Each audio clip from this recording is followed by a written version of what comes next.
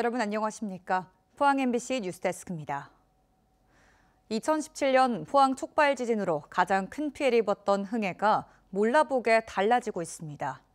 지진으로 부서졌던 아파트를 철거하고 그 자리에 이색적인 음악 도서관과 어린이집을 겸한 아이누리 플라자가 완공됐는데요. 이로써 포항 지진 특별 재생 사업은 대부분 마무리됐습니다. 김기영 기자가 보도합니다. 포항 지진 피해의 대명사 대성 아파트 터에 대구 경북 최대 규모의 포은 흥해 도서관이 들어섰습니다. 도서관에 들어서자 음악 선율이 울려 퍼집니다. 클래식 선율은 책 읽는 분위기를 전혀 방해하지 않습니다. 도서관 하면 책만 있는 줄 알았는데 한켠에는 LP, CD, DVD 등 4천여 장의 음반이 구비돼 즉석에서 들을 수 있고 대여도 할 수 있습니다. 다양하게 있잖아요. 이런 도서관뿐만 아니라 보건소도 그렇고 어린이 시설도 그렇고 이게 같이 모여져 있는 것들이 한꺼번에 이용할 수 있어서 너무 좋은 것 같습니다. 마음 회복까지 돕는 음악 특성화 도서관입니다. 단순히 책만 보는 게 아니라 이제 음악으로도 이렇게 들을 수 있잖아요. 그래서 이제 오감을 만족시킬 수 있는 도서관이라고 생각을 해요. 소리도 듣고 보기도 하고, 즐기기도 하고 쉬기도 하고요. 도서관 바로 옆에는 시립 어린이집인 흥해 아이누리 플라자도 건립됐습니다. 24시간 365 어린이집으로 운영됩니다. 아이들이 마음껏 뛰놀 수 있는 키즈 카페, 가격이 만만치 않은 장난감 도서관까지 어린이들의 마음을 사로잡습니다. 정든 집을 떠났던 주민들은 도시 재생 사업이 속속 완공되는 모습에 감회가 새롭습니다. 그 이름이 참 정말 좋은 것 같아요.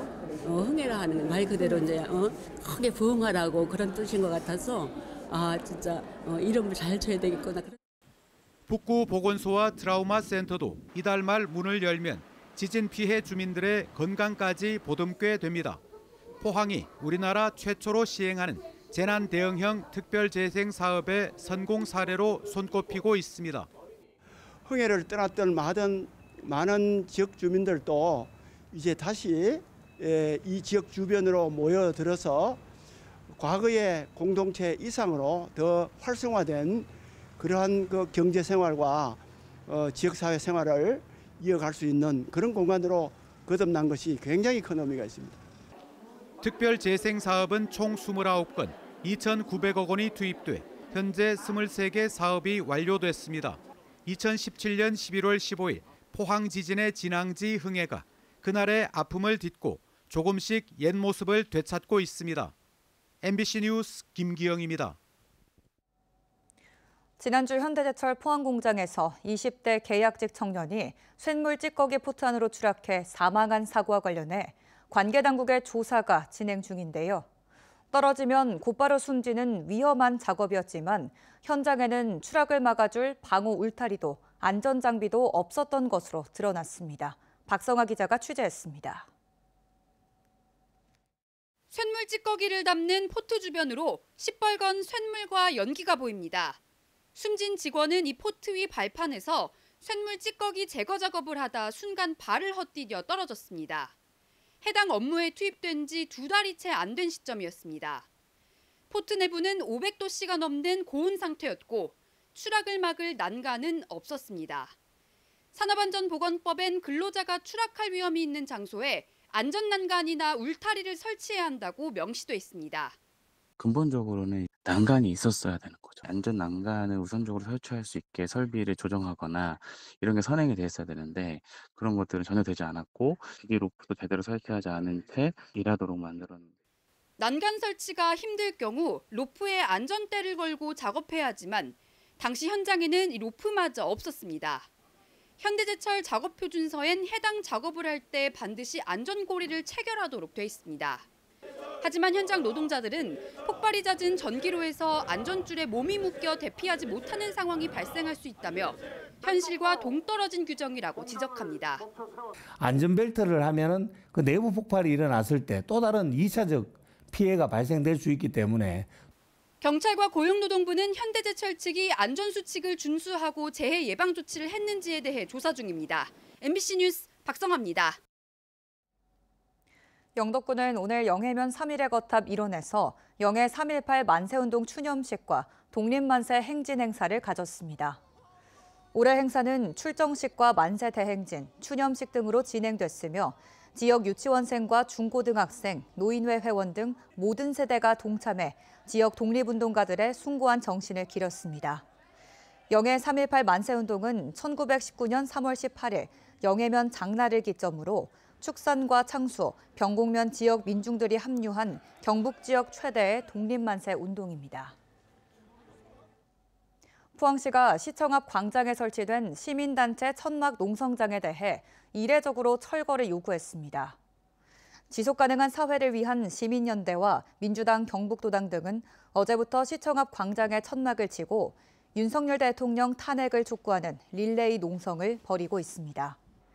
포항시는 천막이 시청 광장을 불법 점용해 시민에게 불편을 주고 있다며 오는 21일까지 자진 철거하지 않으면 강제 집행하고 이에 따른 비용은 구상권을 청구할 방침이라고 밝혔습니다.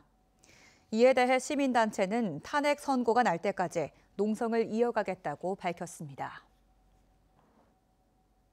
정부가 의료 문제 해결을 풀기 위해 의료계의 큰 반발에도 의대 정원을 대폭 늘렸습니다.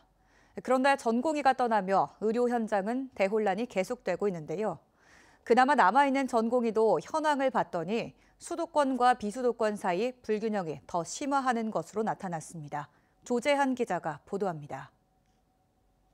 정부가 의대 정원을 2,000명 늘리며 내세운 건 지역 간 의료 불균형 해소와 필수 의료 강화였습니다. 수도권에 쏠리는 의료진을 전국에 골고루 배치해 의료 사각지대를 줄이겠다는 겁니다. 의대생 비율은 4대 6입니다. 수도권과 비수도권이. 근데 그 전공의 비율은 6대 4로 돼 있어요. 그래서 이 얘기는 뭐냐면 학교를 지방에서 나온 그 전공의들이 서울 수도권에서 수련을 받는 경우가 많이 있다는 뜻입니다. 금년에 한 번 더 현장과 의견 수렴을 통해서 5대 5로 갈 수 있도록 노력을 하겠습니다. 비수도권 전공의 비율을 높이겠다는 정부 발표가 1년이 지났습니다.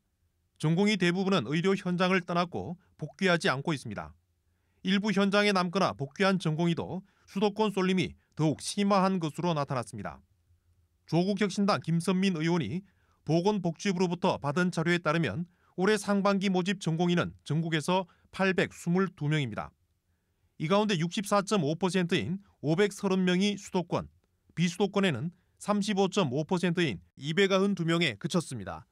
의정 갈등 이전보다 전공의의 수도권 쏠림이 더 심해진 겁니다. 전공의가 떠나고 위태하게 버텨온 상급 종합병원에서는 전공의 수련을 지도할 교수나 전문의들마저 이탈이 잇따르고 있습니다. 작년까지는 올해 안에 1년만 버티면 되겠지 버텼는데 이게 기획이 없으니까 시계 몸과 마음이 너무 힘드니까 못 버티는 거죠. 이제 시계 안지를 많이 안 써도 되니까 삶의 질을 해줘서 근무 시간을 정부는 2026학년도 의대 정원을 휴학의대생 복귀를 전제로 되돌리겠다고 밝혔습니다.